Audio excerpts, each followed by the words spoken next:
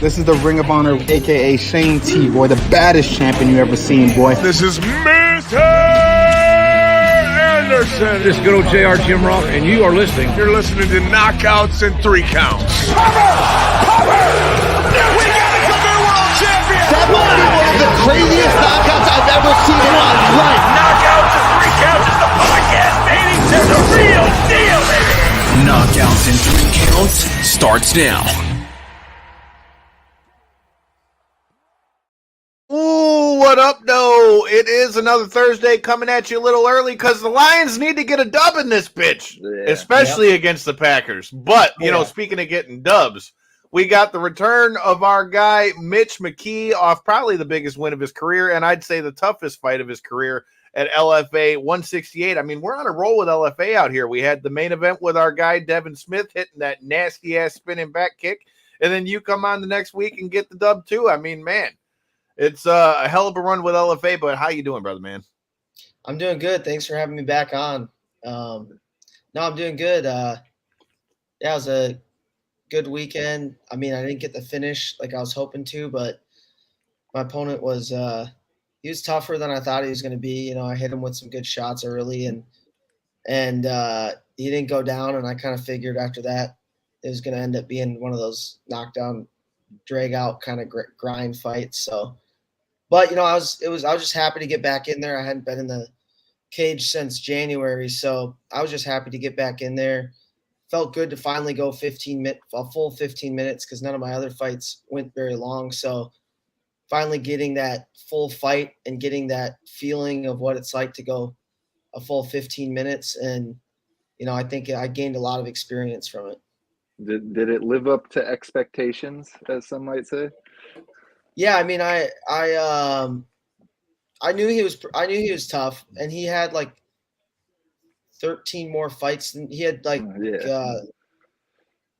12 amateur fights and 7 or something like that, 7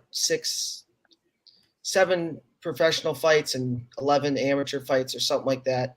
So he had a lot of fights, and I knew he was a tough opponent. But I also knew that I hit pretty hard, so I kind of figured I was gonna hit him with some shots and he would go down, but he didn't go down, and then that's when I kind of figured it was gonna be a longer fight than I thought. But it was it felt good I had to kind of dig deep there, you know, in the third round, and felt good to finally go the full distance and know what it feels like, you know, because coming from wrestling, you only wrestle for 7 minutes.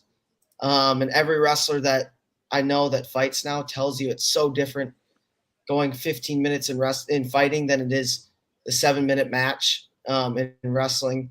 So it felt good to finally feel what it was like to have to go 15.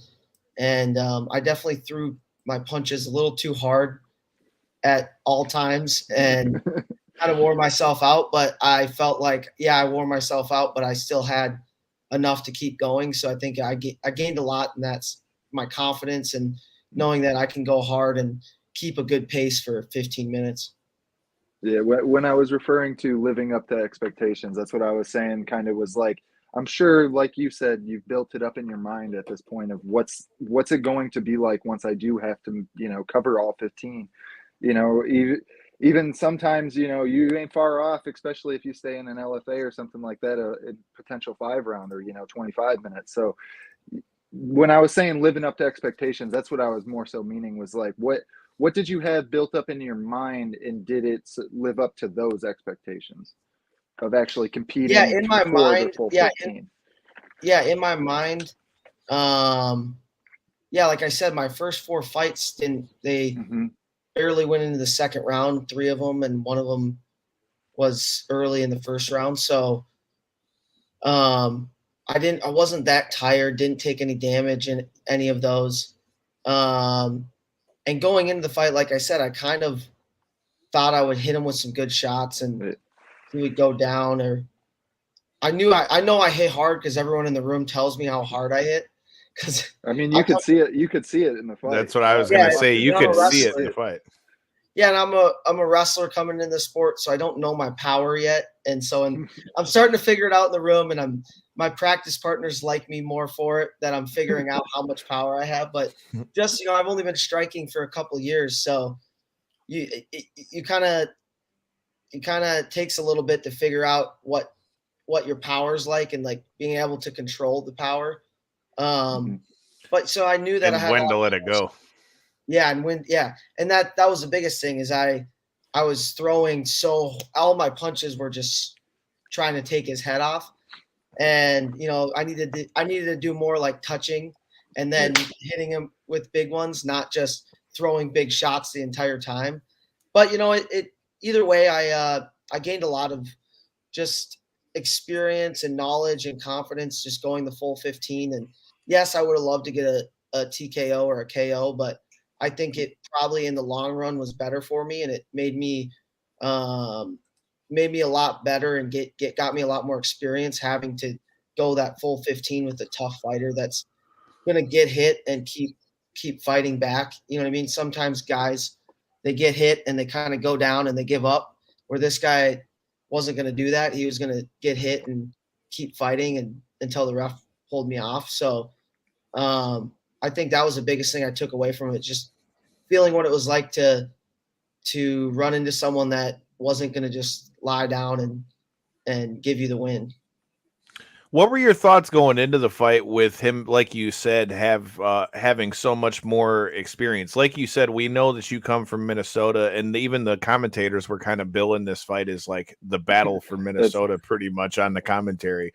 So like what were your thoughts on that? Also getting to fight like at your hometown again, but then like I said, for it to be such a high profile fight for the state too. Yeah, it was kind of crazy. Like so the cage was up on a stage at Mystic Lake, and they sell tables around the cage. And the whole one side of the cage on his corner was all his family and friends that had tables. And then the other side was all my family and friends. So it was like you could hear the Gilbert Melendez talking about how it feels like it's like a 50-50 split in the place. And that was kind of something different too, that every time I went and fought in Sioux Falls or Minneapolis, it was like I was fighting someone from like Louisiana or wherever, and all the fans were there for me. So it's like that was kind of part of it. But I think just going into the fight, I've known that every fight I want to try to up my level of opponent and keep fighting someone tougher each time. And I think just going into all my fights, I just always tell myself I've wrestled tens of thousands of wrestling matches. I've been to the world championships for wrestling. I wrestled at the NCAA championships. I've had big wrestling matches. And yeah, it's a different sport, but that's how I kind of help myself stay focused and not get too nervous or get kind of in your own head. Is I just tell myself that you've been on bigger stages. You've done this your whole life. All this is just competing. Yeah, it's a different sport than you did for most of your life, but it's still just competing. Every sport everyone knows and talks about it is how much mental sport is. And I think that's what helps me a lot is just staying calm and being like, you've done this before, you've competed your whole life. All you have to do is go out there and compete and do what you've been training for the last 2 years, specific, with striking, and 23 years wrestling, 22 years, whatever I've been now. I don't even know, but it's just, that's what helped keep me calm. And even though, like you said, he's had a lot more fights, so that does creep in your mind, but that's what helped me stay like calm and just focus on the fight. And to even piggyback off of what you said, having trained myself, like seeing guys, I started with boxing before I started doing jiu-jitsu and everything else like that. But I've seen, guys come in from every style, every facet that you can see come in, and unanimously, I don't think it's a far-fetched thing to say. I mean, you've heard Joe Rogan say it plenty of times over the years in the UFC that wrestlers, for some reason, seem to adapt best to MMA because you kind of always got that oh shit handle, I like to call it, because you always know at the end of the day you can strike, but if you're especially in a situation like yours where when you have that high caliber of wrestling like that, you always know if things get hairy, I can always go back to my wrestling because it's a good chance that they're not going to be able to hang with you on the mat. It's ironic that you talk about all the stages that you were on, because I just got to call, I think it may have been her last amateur fight, because she said she wants to make her pro debut in MMA. But Zoe Nowicki, who is going to be coming to our show soon, who's on Team USA for freestyle and a few, I think she's doing World Sambo thing and all kinds of other stuff. So it's crazy how all that stuff acclimates to MMA. Why do you think wrestlers are so seamlessly able to pick it up in MMA? I think it's more like I was kind of saying, is like the mindset you bring, and you learn and you hone in and craft in wrestling, that being able to focus and being able to not get nervous, go out there, just compete, just be tough, battle through tough situations in wrestling matches. I've had so many matches where, like at the World Championships when I took silver, I was down three of my 4 matches on the way to the finals. I was down by 8 points, and 10 points is at tech in freestyle. So I was down by all these points, but I never freaked out or was like, oh shit, I'm down by all these points. How am I going to win? You know, I just stayed focused, and all I could think about was the next point, scoring the next takedown, winning the next position. And I think that mindset is kind of what, like you were saying, you hit that oh shit moment, you can always go back to your wrestling. I think that's part of it, but I think a big part of it is like, how to stay calm under stressful situations, because you've been in so many, especially if you wrestled at the collegiate level and you've had these giant duels, like when we duel Minnesota, duel Oklahoma State, or we duel whatever, or at the national championships or whatever it was. You have such big matches that if you just sat around and looked at the crowd, everyone watching you could probably freak out and get in your head. But you stayed so focused into the match and the task at hand.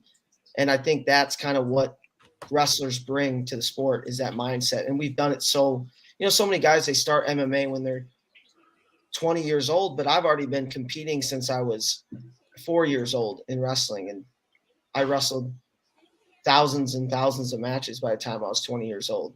And which, like I said, I don't think of them as wrestling matches. I think of them as competing and just going through that whole process of having to warm up and mentally just lock in for the match, or whatever sport you're doing. Any sport, you got to warm up. You mentally, you go to the venue that day mentally. You walk in there, you mentally have to prepare. You have to warm up, get ready, no matter what sport it is. So I've just done that whole process so many times, and I think it's just prepared me for fighting very well in that aspect. I mean, you heard the likes of like Bo Nickel and stuff, familiar background. I mean, he's spoken about, like you said, the bright lights, the venues just being packed, people yelling your name and stuff like that. He's already experienced all that. So, now beyond the highest scale, he's doing that from a place of experience. He's not, it's still new to him in a sense, because it's a different organization, different lights and stuff like that. But that being said, it's still the same white light pointing down on you. You still got to, like you said, perform on the night. And as long as you're able to keep that mentality, that really helps a lot.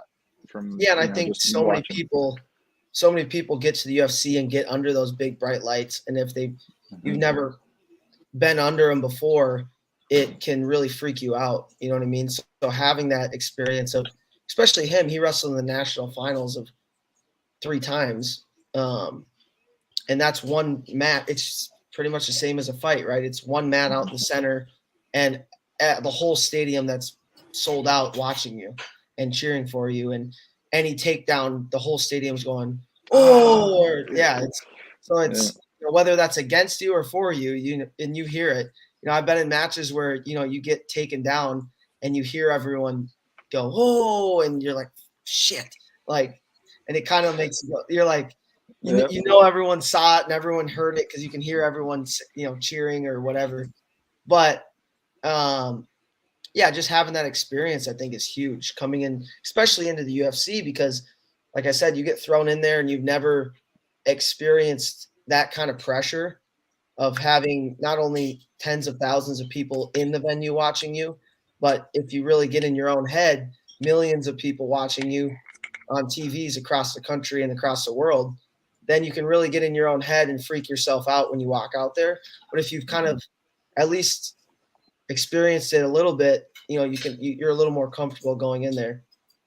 And even to further go off of what you said, I mean, with what we've seen with judging in MMA lately, I mean, a lot of it seems to be how quickly it can be changed by, like you said, the oohs and ahs of the crowd. If a guy comes on in the last 30 seconds of a round and throws a flurry, throws a kick, gets a takedown, gets a slam, goes for a submission, whatever it is, that can drastically, swerve the way a round is scored or a way the round is judged. I mean, look at what we just saw with Valentina Shevchenko. I mean, I think we can all agree. I don't know how in the hell that fifth round was scored a 10-8. I'm just, I've been saying that since I watched it. Like, hey, I'm not a judge, but I'm just saying I did not see a 10-8 round in that one. And I think, the joke that was going around about how everybody was saying, it was almost like he realized maybe his scorecard was fucked up or whatever the case might have been. I think that right there, what you're saying, even kind of intensifies that when it comes to, like you said, in the UFC or in your case right now in an LFA, because if the crowd goes nuts like that, it can drastically change the way a judge looks at something. Yeah. And that happened last weekend with I was underneath warming up, and it was Quan Lee versus, I watched that fight. Yes. Yeah, that was a terrible decision. Horrible. And then I was going to ask what you thought about the other dude. I can't remember it was God, I don't know. And I like Quan Lee. He's from Minnesota, but I just don't think he won that fight. And you could even see it on his face when they raised his hand. He was like shocked that he won. And not that, he didn't fight hard and, he didn't deserve to win just as much as the other guy, but I personally think the other guy won the fight. But the other guy was shooting a lot of takedowns and kind of doing more control time and stuff. And then that kind of got me like, oh shit, like that might be some of the stuff I'm doing in my fight. And it kind of makes you kind of think about, well, if the judges are scoring it like this, then I better make sure I don't. It was Sal Guerrero. That's who it was. Yeah. It was I couldn't believe that decision. That's, as a wrestler, that's one thing I want to get your opinion on, I guess, with the new iteration of judging, that they've kind of been so dependent on damage now, and you hear it on every broadcast. It's like, oh, the main thing's damage. It doesn't even matter if he got outstruck, 10-1, but he landed that one big shot that opened a cut up above his eyebrow. Now the round may go to him. As a wrestler, as somebody like you said, who may rely on, positional moments, I guess, in the fight, what does that change anything in your game plan going into these fights or anything like that, or mentality wise of maybe, like you said earlier, I mean, granted, you just broke the finish streak, is what it is, but you clearly were already focused on the finish before, but does that change the mentality at all going into the future? Yeah, I think I definitely, that's one thing that actually I've, like, as far as my ground and pound, I've really worked on that a lot too, because knowing that I can't just wrestle them on top, because if they get out with a minute left and land a couple good combinations, then I can lose the entire round, even though I had 4 minutes of ground control time. You know what I mean? So that's why I've really, this last summer, I really focused on my ground and pound and posturing up, getting to better positions to be able to land damaging strikes. Knowing that, like I said, in previous fights, I had taken guys down and not necessarily done damage on top, but then I ended up getting the finish. But I can see where, if that happened to me and then they got up, like I said, and then they landed, like you were saying too, a lot of times it's the last thing the judges see that really is impressionable. That last 15 seconds, 30 seconds, like you say. Yeah. So if I'm just on top wrestling them and then they get away and land a couple combinations, they may give the round to the other guy. So yeah, I've really focused on making sure if I'm on top, I'm doing damage, at least looking like I'm working, landing strikes, and not just wrestling them. Because sometimes it's hard to not go back to just the wrestling, But yeah, I've really tried to improve all. It's been hard because when you come in, it feels like there's so much to learn. Early on, I was just so focused on my striking and kind of didn't do a lot of jiu-jitsu. So my first couple fights, like I got on top and pretty much just wrestled the guy. And then the second round is when I landed overhands and knocked him out. But on top, I didn't really do any damage or do that great of a job from a jiu-jitsu standpoint or getting to good positions to be able to land ground and pound. So I knew that I was kind of neglecting my jiu-jitsu aspect of what I was trying to get better at. So lately I've been working with Herbert Burns, going to his gym like twice a week. Yeah. I'm always Gilbert's in the room all the time talking with him.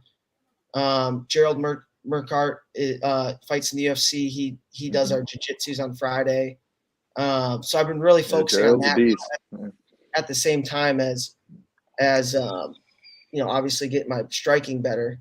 But at the same time, I don't ever want to lose my wrestling. So it's hard, and MMA is a tough sport because you gotta stay sharp in so many different disciplines going into a fight. You can't focus too much on one thing or you're going to be lacking something else. So you got to kind of find a balance in your training where you can fit everything in, and get better at everything without wearing yourself out, trying to train way too much, trying to fit everything into your schedule.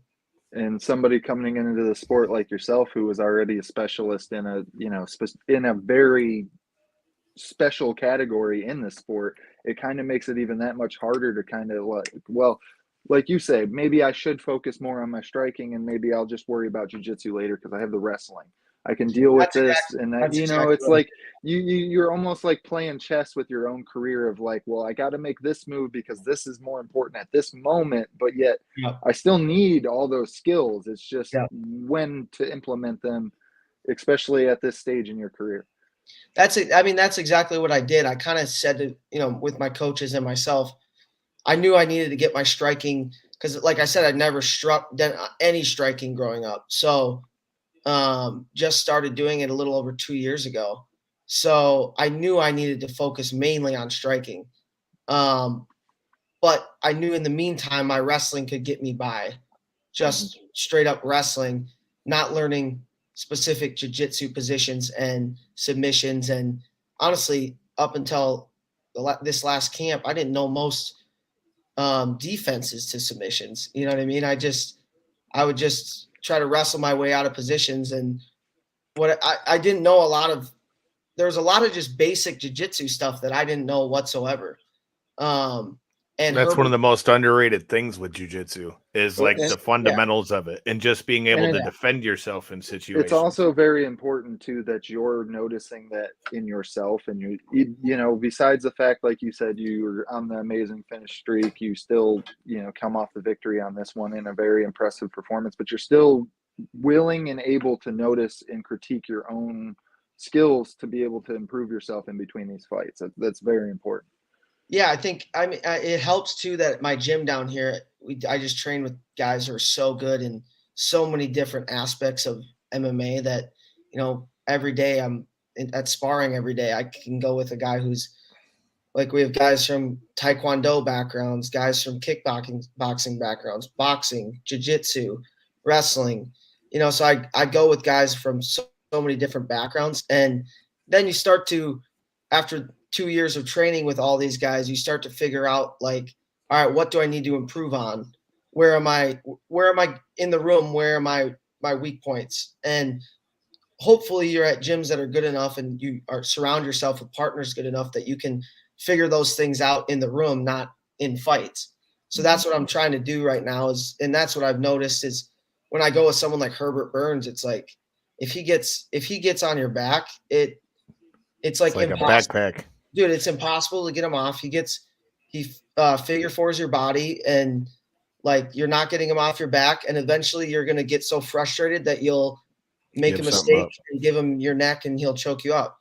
And it's those type of, when that happens, then you start realizing like, oh shit, I gotta start working jiu-jitsu a lot more. Even though I can wrestle, I gotta learn at least the basics of all the positions. Yeah, man, it's that's the funny thing when it comes to jiu-jitsu. It's such a, like I said, wrestlers pick it up, but there's like, it's the fundamentals of it. That's one thing my coach, who's a fellow MMA fighter too, like he fought against Ben Rothwell and Solo Polele, and he was the original coach for Miles Jury, who had a good run in UFC and Bellator too. So one thing he always preaches, it's like the fundamentals. So many guys want to come in and learn how to do leg locks, want to learn how to do berimbolo, want to learn how to do a twister, want to learn how to do all this stuff. But if you don't know how to do, he always would preach to position before submission, like you said, like worrying about having control of somebody before you're going for your submission. So it's a good thing. And it's a good thing for the fucking Lions, because I think I just might have won some damn money. Let's go. Yes, sir. Yes, sir. Touchdown Lions. It's 6-3. Amon-Ra St. Brown. Let's go. Nice. Fuck the Packers. Would you have him for a touchdown?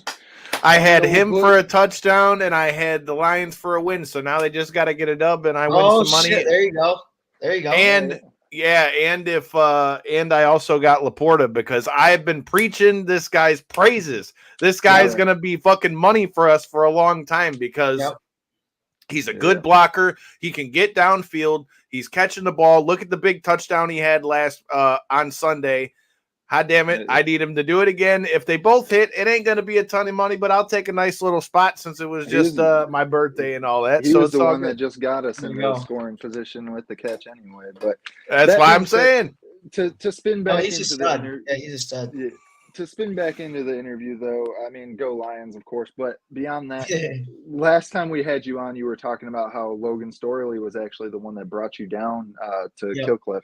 And I just kind of want to get your thoughts on everything going on with Bellator at the moment, and with kind of the potential transfer over to PFL and all of that. Like, what do you see as somebody who's in the gym with these guys and stuff? Like, he's planted his roots essentially in Bellator and done a really good job. And to kind of now see the organization potentially pulled out from under him, it puts a lot of these athletes in weird positions. Yeah, it's definitely like I'm really good friends with him. Like we went out to lunch earlier today, and it's tough because he's, like you said, he's planted his roots in Bellator, and now they're more than likely gonna either be sold or just go under or something. But he's smart. He's still got good 4 or 5 years left of his career, so he's gonna make. Him and our manager are going to make a decision here soon once they figure out final what's going to happen, and he'll go to luckily he's still the number one contender in Bellator, so he's got his stock is very high right now, so he's got opportunity to go other places. But I feel more bad for the guys who are their stock's not very high in Bellator. Maybe they were they're starting to come up in Bellator, and now all of a sudden it's over, and it's going to be hard. They're going to have to almost restart back at regional shows and then try to make it to PFL or UFC or ONE or something. But I think, he'll be all right. He'll find somewhere to go. I mean, I do like PFL right now. They're doing, if they do end up buying them, they got, I like the tournament season format. Yeah. The tournament. Yeah. Pretty sweet. Do you think though that here's my question with that, though, a perfect person to ask, like you coming from the world of wrestling, like I agree. I like the tournament format, but I think we've also seen that it's kind of backfired in a way for PFL, because it's kind of used up a lot of the names that they've brought over there. Like they lose early in the tournament and then they're out. Like what happened with Shane Burgos, what happened with Anthony Pettis, what happened with it's happened with a lot of guys that have been in there.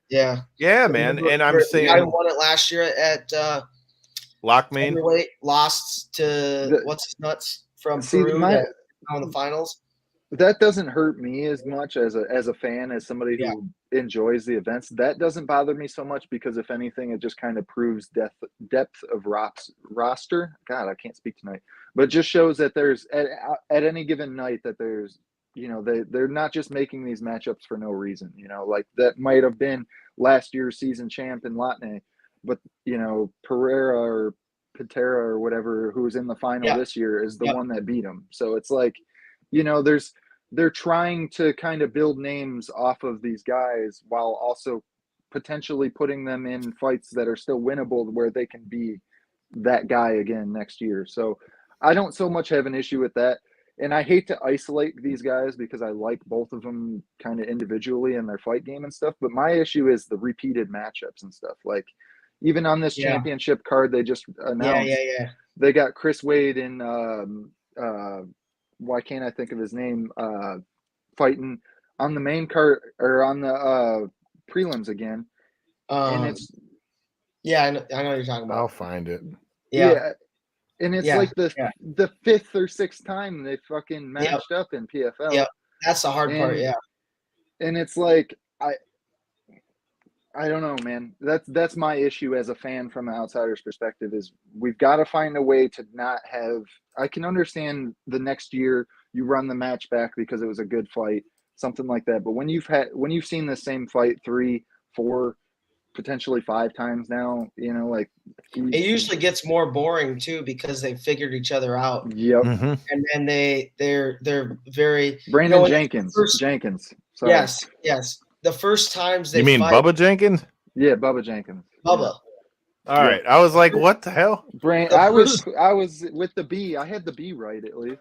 The first times that they fight, they kind of throw caution in the wind, and they'll, a lot of times they don't like feel each other out, and they feel each other out by just getting into exchanges. And then as they fight a couple more times, they felt each other and they know where each other's good at, so they don't want to go there. And so it makes it a little more tentative. But yeah, I mean, I like what they're doing because like you were saying, I think like that Peruvian guy, like I'm a fan of his now based on watching his last last 2 fights when he beat Loughnane and Bubba, and he had to knock out Loughnane in the first round to be able to even get to the playoffs. And then he missed weight. Point system. He missed weight for the Bubba fight, and they were deducting a point from him. So he either had to win all 3 rounds or get a finish, and he went out and finished him. So it's like I became a fan of his just from those 2 fights. So it helps build up guys for sure. That if you can put together one good summer, you can become a pretty popular guy. But it's crazy when you think of it like that. I've been thinking about, especially if they do this whole, they buy Bellator, is what's going to happen when you have a shitload of guys at every weight. How are you going to do a tournament and a bracket? You can't do a 32-man bracket in one season. It works now with a smaller roster. But if you just all of a sudden, they'd have to do more super fights. Plus, with that thing they got with Jake Paul or whatever that they're trying to call it, the super fight division and shit. That's the only way that works. But that was the other point I was going to bring up. That's the only thing about the whole Bellator sale to PFL that I think would be good for MMA as a whole. Because if you look at most of the people that PFL's gotten, I'm a fan of Anthony Pettis. I'm a fan of Verdum. I'm a fan of a lot of the guys that they had brought over there. I'm a fan of Shane Burgos.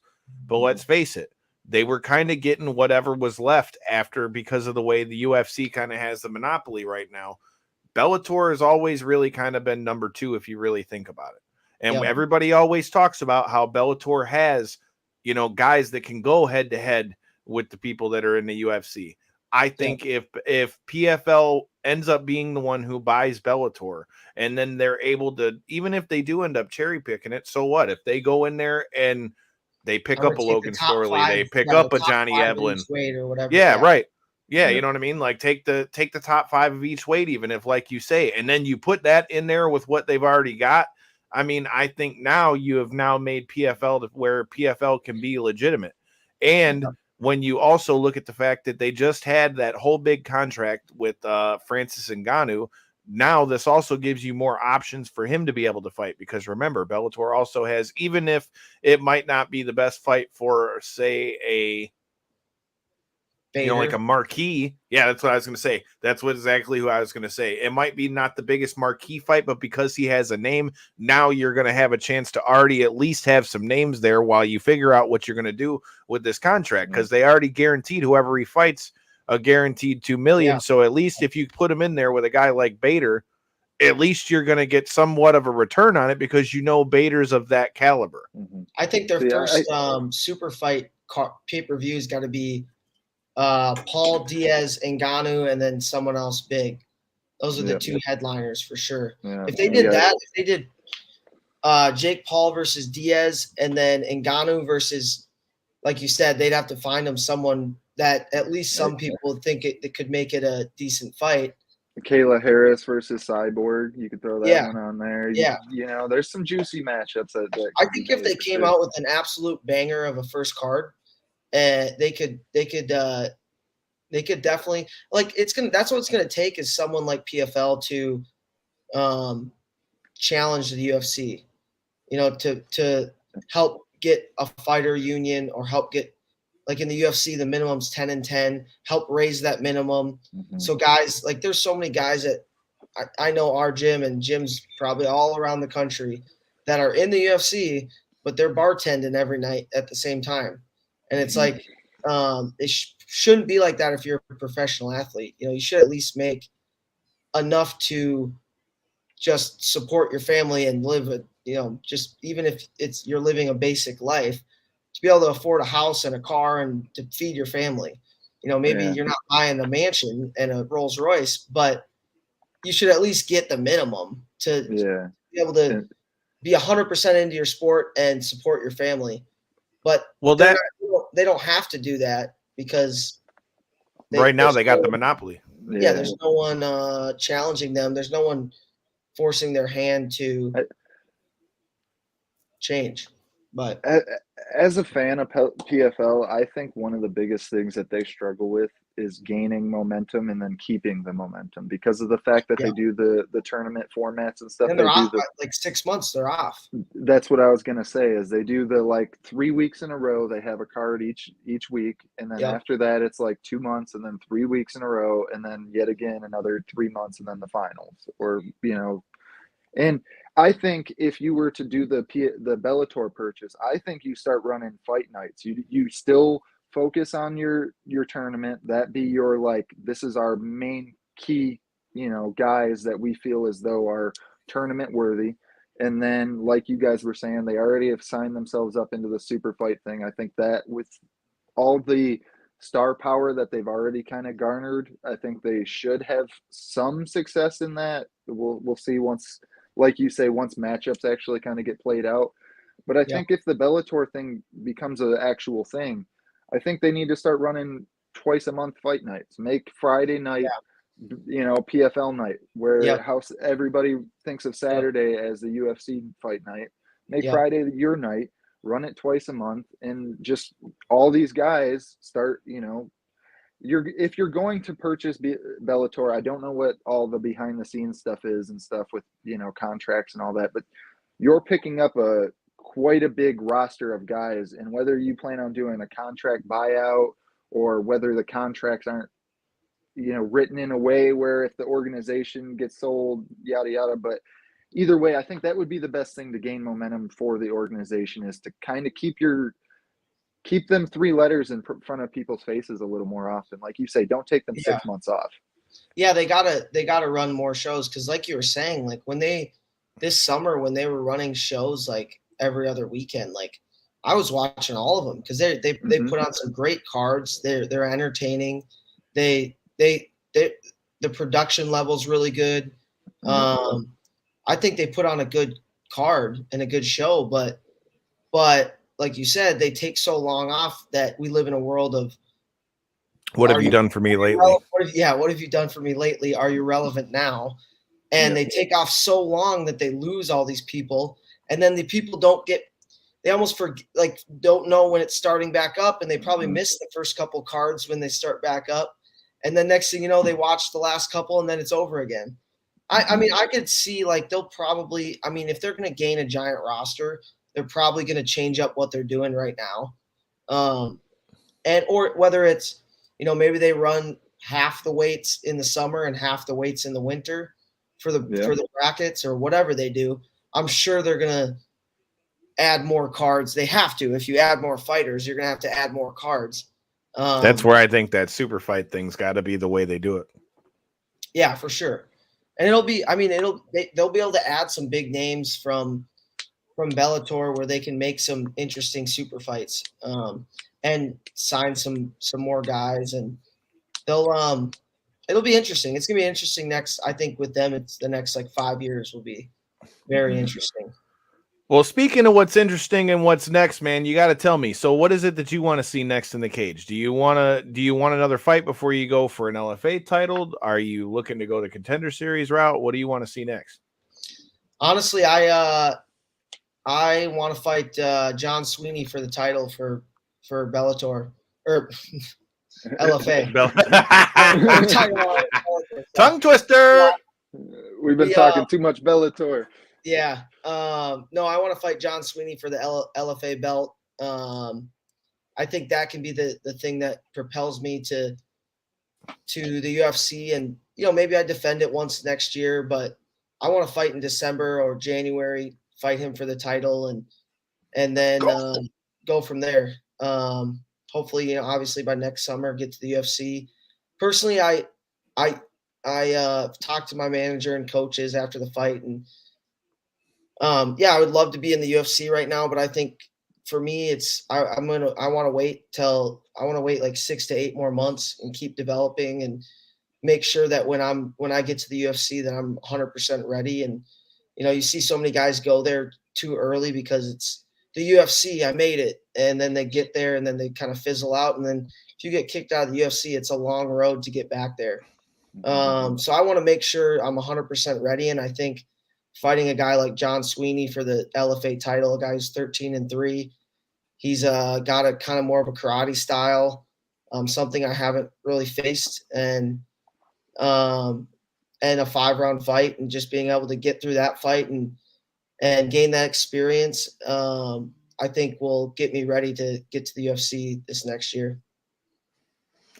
I like it, man. That's I mean, LFA, it's no secret they've become like the feeder for the UFC, and I think that would be a great fight to see. And it's ironic that you bring that up, because we just for any of you guys who are in the Michigan area, make sure you come out this Saturday. Lights Out 13 going to be live on Spectation Sports. We were talking about that Tuesday with Tuesday's guest, Askar, who is coming down here to fight our guy Austin Bashi. And we talked about how the strength of your opponents and the strength of who you fight on the way up to the UFC. Like Austin, I know for a fact, has been on the UFC's radar for a while, but he wanted to keep getting fights on the regional scene, tough fights anyway, that he would be able to build himself up better. Plus, it gives you a better name once you get into the UFC. So I think that's something smart to see, and that shows that you've got you've got good wisdom in your corner, because they're not telling you just go try to get you some money real quick. Let's get you in there and make sure that when we get there, we're going to be here to stay. Yeah. And my management, he's got kind of a smaller group of us. It's Storley. He had Robbie before he retired, Lawler, and then he's Michael Chandler. A lot of us wrestlers, like Jordan Oliver just moved down here, wrestler. But he's got a lot of guys, or not a lot of guys but it's a small group of us that he really cares about us and cares about our careers.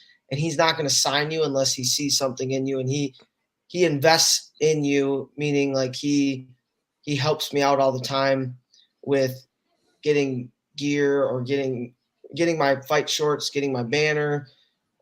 He has a lot of different people that work for him that help me out with getting my medicals done or getting this done, or if I need something, I just reach out and it gets done. So he invests a lot of time and money into me, and knowing that, eventually it's going to pay off for him when I'm down the road. but he doesn't think about it that way, and he's not trying to make a quick buck off of me like a lot of managers are trying to do. He's not puppy milling people. So when he tells me, he wants me to wait, and all my coaches at the gym tell me they want me to wait, it's hard because you want to get to that next level. That's your goal, right? You want to get there. And sometimes it's hard to be like, I want to be there now. But I think, waiting and gaining more experience and getting more cage time and making sure I'm ready is the right move. And if they're telling me that, and they're the ones that benefit from it the most, and if they're the ones telling me that, then I think, it's the right move. That analogy of puppy mill, that one really stuck out with me there, man. It almost took me out of the sentence for a second. I'm like sitting here thinking, I'm like, that is exactly what a lot of these managers are like, man. It's like, oh, hey, I got another 8-week-old, 8-1. He's perfectly ready to go. He's just ripe and ready for you. Yep, he'll take a 10-10. It don't matter. 12-12 on a contender. It don't matter. It doesn't matter if he loses his next two. But I'll have another one by the time that's, like you say, it is almost like the puppy mill mentality. And that's good to have that relationship with your manager where you feel that is completely not the mentality going into it. Yeah. And he definitely looks out for all the guys on his roster and just make sure he's always doing the right thing for them, not him, because it's at the end of the day, he's there for you. You know what I mean? He's managing you. You're the athlete going out there into the cage. And I think he looks at it that way. And versus, a lot of these managers, they're just so money hungry that, and they go quantity over quality sometimes and just try to get as many guys through their agency as possible and make the quick buck off of each one and then throw them to the curb and then get the next one, or knowing they have more coming in, where he's not like that. He's, like I said, he's been with Robbie for Lawler almost his whole career, Michael Chandler his whole career. Logan has been fighting for 7 years. He's been with him his whole career. Luke Rockhold is also signed with him. He's been with him his whole career.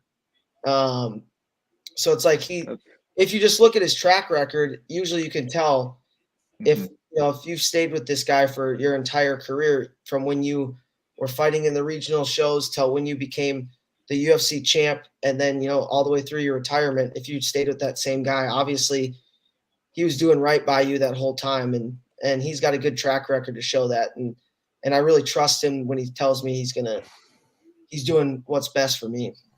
Well, just when you listed off the list of ex-fighters and stuff or current fighters even that he had under his banner, when you just kind of think back to not necessarily some of the opportunities that were not, it wasn't like they were gifted opportunities, the opportunities that they were earned, but that their manager also put work in to get them. You can see that, that like you say, them words sound, pretty true. Yeah, and like right now, for example, he's trying to get the Chandler McGregor fight set up. So it's like he does all the work for that. He's the one making all the phone calls and does all the meetings and trying to figure out when it's going to happen. And do you think it's going to happen? It's going to happen. It's going to happen. It's going to happen. It's a matter of when. I like it. I want to see that fight. I know. I think it's the perfect fight for both of them. And I know Chandler's going crazy. He comes down and trains probably once a month, comes down because he lives in Nashville, but he trains at our gym. And he lives like right down the road from me, actually. But he comes down and he's just like, you can tell he's so antsy, wanting it to happen like now. But he knows he should wait for it because it's going to be a pretty big payday, and it's not worth like going and fighting someone else and then trying to get, especially when he's been around that long too. Like he's already had a ton of fights. At this point, it's about taking the right fights too. Yeah, especially as all of his fights in the UFC, other than the Hooker fight, he's just been in some wars. So I think a little time off wouldn't be terrible for him either. Well, talking about time off, dude, before we get to talking about the other part of the fights and football part, I'm a little late on it, but shout out to our sponsors. If you need to get a tree cut up, which if you live in the Michigan area and we've been having all this rain, it's a good chance you might have had your tree fuck up some stuff. So if it did, you need to check out our sponsors at Potter's Tree Service and tell them that Knockouts and 3 Counts sent you, because if you need wood chipping, if you need tree cleanup, if you need storm cleanup, if you need all those things, they can be done by our guys at Potter's Tree Service. Like I said, there's a number, Hastings, Michigan, UP, all that stuff. He's got you covered. Make sure you check out Asa. He's also the sponsor of Lights Out Championship 13 going down this Saturday in Wayne, Michigan on Spectation Sports. All right, now that I got that out of the way, with that being said, we were talking about some football, and it's looking good for the Lions here at the end of the first quarter. We're sitting up here 14-3 right now. I'm not mad at it. Yeah. And they just about intercepted the Packers too. So, yeah, anytime we're beating the Packers is a good time for me. I know you're a Vikings guy, man. How are you feeling about the NFL season this far, bro? Oh, I mean, yeah, it's been a crazy one for me as a Vikings fan. I mean, what do we have? We have 11 turnovers in the first 3 games. That last week for you guys was rough. I was watching it as not so much a Vikings fan, but I was watching you guys at your own 15-yard line just not be able to do jack shit. And I was like, oh, come on. This ain't the Vikings I'm used to seeing. You guys at least win these home games. Yeah, I know. It's just we lived and died by the sword of 1-score games. We lived by it last year, and we're getting killed by it this year. And the turnovers this year so far have really been what cost us. But I don't know. I mean, I think our division's going to be an interesting one for sure, because the Bears are out of it, obviously, and we're 0-3, and we have a tough. I remember looking at the schedule going into the year, I thought we were going to beat the Bucs, obviously, so I was thinking we'd beat the Bucs, but then we had the Eagles, the Chargers, we got the Panthers this week, but then we have the Chiefs, and I was like, God, we have a tough ass schedule to begin the year. And I remember looking at it going, we could be 2-5 after week 7. And now it's like that 2-5 would be good after week 7, the way we're going right now. But I mean, I think we could definitely make a little resurgence, just because it's not like our offense sucks. We're just making stupid mistakes, turning the ball over. You know what I mean? I would have zero hope if we were the Bears, like I was saying, and can't even go score any points. It's like we can go score points. It's just we always end up shooting ourselves in the foot at some point in the game, and it kind of costs us the game. So I think but the more you turn the ball over, the more every player has that in their head. Every punt that gets punted their direction, they're just the only thing going through their mind is, don't drop it. You know what I mean? Versus your team's not struggling with turnovers. You're not thinking that. You're just thinking about running after you catch it. So I think the more you think about something, the more it's going to happen. So I think we're kind of on this train right now of turnovers that it's hard to stop. But if we can do it, I think we can really turn it around, and I think it'll end up being, obviously, it'll be tight between the Packers, us, and the Bears, or the Lions, us, and the Packers. I was going to say, you're cutting us out like that. Damn it. I was saying us like you guys, but I was also. Let's go. Florida score a touchdown, damn it. I need that money. I thought he was about to put in another one. I was like, that's the other guy I need to get me a touchdown right now. Don't mind me. But I mean, the league is kind of interesting right now, too, because there's really only the 49ers and the Dolphins as the front runners, and then there's everyone else. You know what I mean? Everyone's kind of winning and losing to everybody.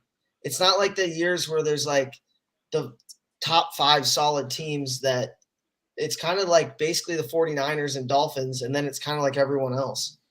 I mean, the Eagles too, but the Eagles haven't looked like the Eagles were. If they run into – they haven't – I mean, but they also have had some bad weeks and still went 3-0, so who knows? They'll be a solid team too. But, no, I've been paying attention, that's for sure. What's been your biggest surprise on the year? So far for me, it's Cincinnati's also coming terrible. in. Yeah. I mean, we obviously – we're 0-3 as well. and it sucks. But they have looked horrible. At least we looked good at times. You know, we have had good moments, but they have looked horrible. But they're the same though. It's like at any point, Joe Burrow, all it takes is Jamar one. Chase to just start clicking. Yeah, And Joe Mixon keeps, he goes off, and then they got. I mean, look at their lineup. They got T. Higgins, Jamar Chase, Joe Mixon, Joe Burrow. Like at any moment, they could just all start clicking, and then go like on a 7-0 run, and then we'll completely forget about the fact that they looked horrible and went 0-3. And I think another big surprise has been the Browns, even though they just lost to the. Did they just lose the other night to? No, they won the other night. They lost one so far. I think they're 2-1. If I'm not Yeah, they're mistaken. 2-1, which has been a big surprise. I Mhm. feel like, but Yeah, they also did just lose Chubb to that nasty knee injury. Oh, That was yeah, gross. that was a rough one, man. But Denise should Browns, never. I think as far as bad, Bengals have surprised me the most, and then as far as good, I think the Browns and the Falcons have been doing pretty good. I mean, they beat the Packers. Yeah, Every They team's didn't. good and bad. It's kind of crazy. It's been like you were saying earlier. It's been a weird season, or at least start of the season. I almost wonder if that comes back to a couple years ago when they shortened the preseason length. I wonder if that's kind of starting to rear its head a little bit. Where, like you say, some of these teams that aren't necessarily coming into the season as prepared as they normally would be. Yeah. I definitely. I think because a lot of teams are like, one week they look like what was it? Who did the Texans just beat? They beat the Yeah, who was that they just beat somebody like actually good? the Jags. They beat the Jags like 35-17 Oh, that's right. or something, and it was like what? But then the Jags have been looking good. You know what I mean? Like they're a solid team. And then that happens, and you're like, "What? I don't even know who's good and who's bad anymore." I'll never put faith in Dallas, but look at like last week with Dallas losing to the Cardinals. I mean, they looked lackluster in that game. I was like, dude, the worst thing that could happen to them is their defense holding them together. Because it's not like Dak and like the offense was that good the first 2 weeks. Their defense just crushed. They were shutting everybody down. Yeah, it's like it's so easy to play when you're up by 21 points in the first 10 minutes of the game. Like it's easy to go out and play as an offense then. You're just playing free and not a lot of pressure. But what happens when your defense, doesn't do that, and now you have to actually be in and then they kind of showed that this last week. See, and that's why for me, man, that's just been my biggest thing with the Lions is just the fact that they're playing so tough, even with the injuries they've had and all that stuff. It's like that as a Lions fan has been like the best thing because the Lions have always been known for playing like half a game. They'll either play good in the first half and just shit the bed the second half, or they'll just fall asleep the first half and then the second half. If they'd have played that way the whole game, they would have won. And now, like I said, to see them doing what they're doing, and I would say the biggest surprise for me as far as bad stuff has got to be Aaron Rodgers, because you had all that stuff with what was going on with him, and he's going to the Jets, and it's time for me to get out of Green Bay, and then the first game blows his shit up, and they just paid him all that money. I know, that's crazy. As to see Aaron Rodgers finally leave our division, and I'm like, all right, cool. I get to root for Aaron Rodgers. I like it, watching him in interviews and his personality and stuff. I'm like, all right, this seems like somebody I could get along with. He's been terrorizing my Lions, though, for the last, 10, 15 years or some shit. So I'm like, finally, I get to see him on a different team, kind of do his thing in a different division. We ain't got to worry about him. Like you say, 3 plays in or some shit, blows his Achilles out. And who knows if he even comes back at this point either. Like, how much of that's guaranteed. Oh, shit, interception. Yeah. Let's go. Fuck the Packers. Yeah. Let's go. I love it. In Lambeau, too. That's what I'm talking about. That's what I'm talking about. I think it's 4 straight. No, yes. Well, we lost to who did we lose to? Corey, it was Seahawks. No, he's saying if we No, win in against the Lambeau, Packers. Oh yeah. Dude, I love it, dude. And on Thanksgiving, which we're probably gonna kick their ass on Thanksgiving too. I love it, dude. Come on with it. Because they always put the Lions on Thanksgiving, but at least we're good now. But the fact that they're doing it in Lambeau is the thing for me. Yeah. So I'm definitely not mad at that. I'm happy about that. Well, dude, we have kept you for a while. I appreciate the time. I appreciate talking about this and all that good stuff. And congrats again on the win. And I can't wait to see what's next, whether that's the title or whatever. I'm sure we'll chat with you again soon about it. But if you got anything else you want anybody to know or let them know where to find you and all that good stuff, let them know. Just Mitch Mckee MMA on Instagram. And I think it's the same on Twitter. But I'm going to be starting to do more content and stuff on Instagram and Twitter. Might start doing my own like little podcasts and stuff. So keep a lookout. I was just about to say, get you some NFL lines or some shit. You sound like you were pretty knowledgeable on the game. So yeah, and I like doing podcasts and stuff where you just talk about NFL or you always usually talk about fighting, obviously, because I'm fight, but I like just talking about anything, you know what I mean? But yeah, I'm looking to do more of that, and hopefully getting into the cage again in December or January for sure. Hell yeah, I can't wait to see what it is. And you always know you're down and welcome to come shoot the shit on Knockouts and 3 Counts. Any of you guys who are new who are checking this out, make sure you hit the subscribe button. Make sure you check out our sponsors at Potter's Tree Service, all that good stuff. And like I said, if you're in the Michigan area, make sure you come down. Lights Out Championship 13. You got the main event between Askar and our guy, Austin Bashy. The winner's going to the UFC. I can almost guarantee on it. And your boy is on the mic. That might have been their fault. But in the meantime and in between time, peace. Peace.